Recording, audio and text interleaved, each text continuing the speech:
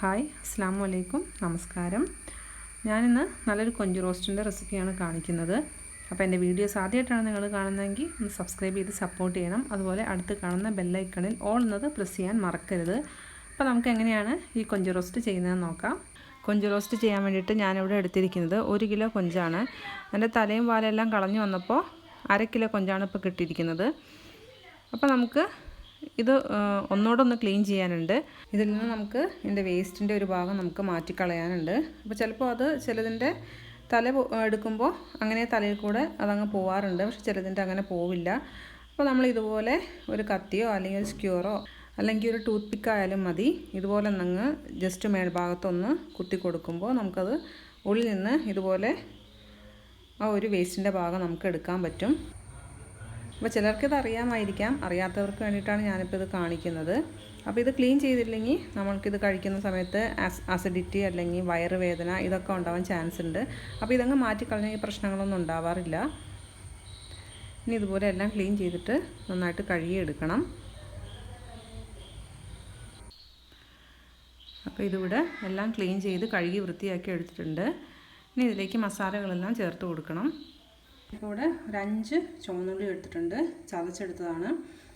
വലുതാണെങ്കിൽ ഒരു 5 എണ്ണം, ചെറുതാണെങ്കിൽ ഒരു 10 എണ്ണം എടുക്കാം. നമുക്ക് ഇതിലേക്ക് ചേർത്ത് കൊടുക്കാം.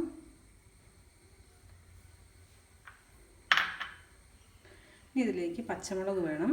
പച്ചമുളക് ഞാനിപ്പോൾ ഒരു 4 എണ്ണം എടുത്തിട്ടുണ്ട്, ചതച്ചെടുത്തിട്ടുണ്ട്. അത് എരിവിനനുസരിച്ച് നിങ്ങൾ ചേർത്ത് കൊടുക്കുക. ഇതിലേക്ക് ചേർത്ത് കൊടുക്കാം.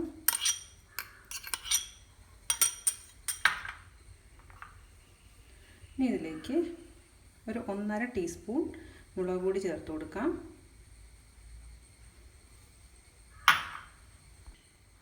ഒരു 1/2 ടീസ്പൂൺ മഞ്ഞൾപ്പൊടി,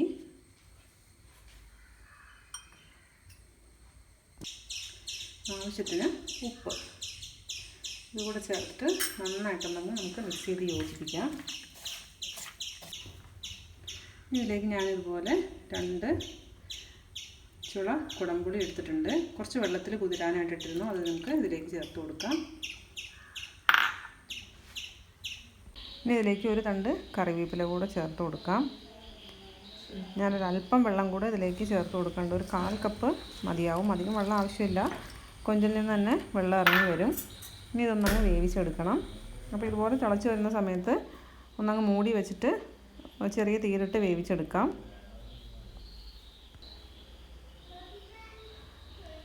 കൊഞ്ച് ഇവിടെ നന്നായിട്ട് വെന്ത് വന്നിട്ടുണ്ട്. ഇനി ഇത് റോസ്റ്റ് ചെയ്തെടുക്കാം. അപ്പോൾ റോസ്റ്റ് ചെയ്യാൻ വേണ്ടിയിട്ട് ഒരു പാൻ വെച്ച് ചൂടായിട്ടുണ്ട്. അതിലേക്ക് നമുക്ക് 2 ടേബിൾ സ്പൂൺ വെളിച്ചെണ്ണ ഒഴിച്ച് കൊടുക്കാം. അപ്പോൾ റോസ്റ്റ് ചെയ്യുന്നത് മൺചട്ടി തന്നെയാണെങ്കിൽ കുറച്ചുകൂടെ ടേസ്റ്റ് ആയിരിക്കും. അപ്പോൾ എണ്ണ ചൂടായി കഴിയുമ്പോൾ ഇതിലേക്ക് ഒരു 1/4 ടീസ്പൂൺ ഉലുവ പൊടിച്ചത് ചേർത്ത് കൊടുക്കാം. ഉലുവ ഒന്ന് മൂത്ത് വരുന്ന സമയത്ത് ഇതിലേക്ക് 1 ടീസ്പൂൺ വെളുത്തുള്ളി ചതച്ചതും 1 ടീസ്പൂൺ ഇഞ്ചി ചതച്ചത് കൂടെ ചേർത്ത് കൊടുത്തൊന്ന് നന്നായിട്ടൊന്ന് മൂപ്പിച്ചെടുക്കണം. ഇനി ഇഞ്ചിയുടെയും വെളുത്തുള്ളിയുടെയും എല്ലാം പച്ചമണം ഒന്ന് മാറിക്കഴിയുമ്പോൾ ഇതിലേക്ക് ഒരു വലിയ സവാള ചെറുതായിട്ട് അരിഞ്ഞത് ചേർത്ത് കൊടുക്കാം. ഇതിലേക്ക് ആവശ്യമുള്ള ഉപ്പ് കൂടെ ചേർത്ത് കൊടുക്കാം. സവാള ഒന്ന് പെട്ടെന്ന് വാടി വരാൻ വേണ്ടിയിട്ടാണ്. അപ്പോൾ നിങ്ങൾ ചട്ടിയിലാണ് ചെയ്യുന്നതെങ്കിൽ സവാള ചേർത്തിട്ട് ഇഞ്ചിയും വെളുത്തുള്ളിയും ചേർത്താൽ മതി, അടി പിടിക്കാതിരിക്കാൻ വേണ്ടിയിട്ടാണ്. ഇനി ഇതിലേക്ക് ഒരല്പം കറിവേപ്പില കൂടെ ചേർത്ത് കൊടുക്കാം. ഇനി സവാള നന്നായിട്ടങ്ങ് വാടി വരണം. സവാള ഇവിടെ നന്നായിട്ട് വാടി വന്നിട്ടുണ്ട്. ഇതിലേക്ക് ഒരു വലിയ തക്കാളി ചെറുതായിട്ട് അരിഞ്ഞ് ചേർത്ത് കൊടുക്കാം. ഇനി തക്കാളി കൂടെ നന്നായിട്ട് വെന്തുടഞ്ഞ് വരണം. അതിന് വേണ്ടിയിട്ട് ഒന്ന് അടച്ച് വെച്ച് വേവിച്ചെടുക്കാം. അപ്പോൾ തക്കാളി ഇവിടെ നന്നായിട്ട് വെന്തുടഞ്ഞ് വന്നിട്ടുണ്ട്. ഇനി ഇതിലേക്ക് നമുക്ക് വേവിച്ച് വെച്ചിരിക്കുന്ന കൊഞ്ച് ചേർത്ത് കൊടുക്കാം. ഇനി ഇതിൻ്റെ വെള്ളം ഒന്ന് വറ്റിച്ചെടുക്കണം. പുളി നോക്കിയിട്ട് കൂടുതലുണ്ടെങ്കിൽ മാറ്റി വയ്ക്കാം. ഞാനിപ്പോൾ ഒരെണ്ണം മാറ്റിയിട്ടുണ്ട്. ചിലപ്പോൾ നമ്മൾ പുളി ഇപ്പോൾ കൂടുതലുണ്ടെങ്കിലും ഒന്ന് റോസ്റ്റ് ചെയ്ത് കുറച്ച് നേരം കഴിയുമ്പോൾ പുളി പാകത്തിനായിട്ട് വരും. അപ്പോഴാണ് കൊഞ്ചിലേക്ക് ആ പുളിയൊക്കെ ഒന്ന് നന്നായിട്ട് പിടിക്കുകയുള്ളൂ. അപ്പോൾ അത് നോക്കിയിട്ട് വേണം മാറ്റി വയ്ക്കാനായിട്ട്. അപ്പോൾ ഇനി ഇതിലേക്ക് നമുക്ക് ഒരു 1/4 ടീസ്പൂൺ ഗരം മസാല കൂടെ ചേർത്ത് കൊടുക്കാം. ഇതിലേക്ക് കുറച്ച് ഗ്രേവി ആയിട്ടാണ് നിങ്ങൾ ചെയ്യുന്നതെങ്കിൽ ഈ ഒരു സ്റ്റേജിൽ നമുക്ക് ഫ്ലെയിം ഓഫ് ചെയ്യാം. കുറച്ചുകൂടെ വരട്ടി എടുക്കണമെങ്കിൽ അങ്ങനെയും ചെയ്യാം. ഞാനിപ്പോൾ ഒരല്പം കൂടെ വരട്ടി എടുക്കുന്നുണ്ട് വെള്ളം വറ്റിച്ച്. ഇപ്പോൾ കൊഞ്ച് റോസ്റ്റ് കൂടെ റെഡിയായി വന്നിട്ടുണ്ട്. ഇതിൻ്റെ മേലേക്ക് ഒരല്പം കറിവേപ്പില കൂടെ ചേർത്ത് കൊടുക്കാം. നല്ല ടേസ്റ്റി ആയിട്ടുള്ളൊരു കൊഞ്ച് റോസ്റ്റാണ്. ട്രൈ ചെയ്തിട്ട് ഇഷ്ടപ്പെട്ടെങ്കിൽ ലൈക്ക് ചെയ്യാനും കമൻറ്റ് ചെയ്യാനും ഷെയർ ചെയ്യാനും മറക്കരുത്. താങ്ക്